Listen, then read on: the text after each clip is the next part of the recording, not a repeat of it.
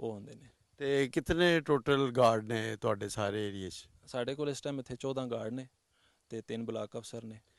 ਅਮਾਨ ਸਾਹਿਬ, ਤੁਸੀਂ 14 ਗਾਰਡਸ ਦਾ ਜ਼ਿਕਰ ਕੀਤਾ, ਜੀ ਜੀ ਤੇ ਇੰਨਾ ਵੱਡਾ ਏਰੀਆ ਤੇ 14 ਗਾਰਡਸ ਕਾਫੀ ਨੇ?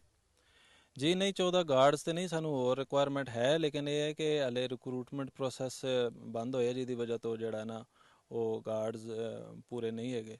ਤੇ ਇਹ ਦੱਸੋ, ਤੁਸੀਂ ਕਿਹਾ ਕਿ ਜਿਹੜੇ ਗਾਰਡਸ ਨੇ ਇਹਨਾਂ ਦਾ ਬੁਨਿਆਦੀ ਕੰਮ ਤੇ ਇਹ ਵੇ ਨਾ ਕਿ ਦਰਖਤਾਂ ਦੀ ਹਿਫਾਜ਼ਤ ਕਰਨੀ, ਜੀ ਜੀ ਚੋਰੀ ਤੋਂ, ਲੱਕੜੀ ਦੀ ਚੋਰੀ ਤੋਂ ਬਚਾਉਣਾ, ਜੀ ਜੀ ਤੇ ਫਿਰ ਇੱਥੇ ਜੰਗਲੀ ਹਯਾਤ ਵੀ ਹੈ, ਜੀ ਜੀ ਤੇ ਇਹਨਾਂ ਨੂੰ ਕੋਈ ਵੈਪਨ ਵੀ ਦਿੱਤੇ ਜੇ? ਜੀ ਨਹੀਂ, ਵੈਪਨ ਨਹੀਂ ਦਿੱਤੇ।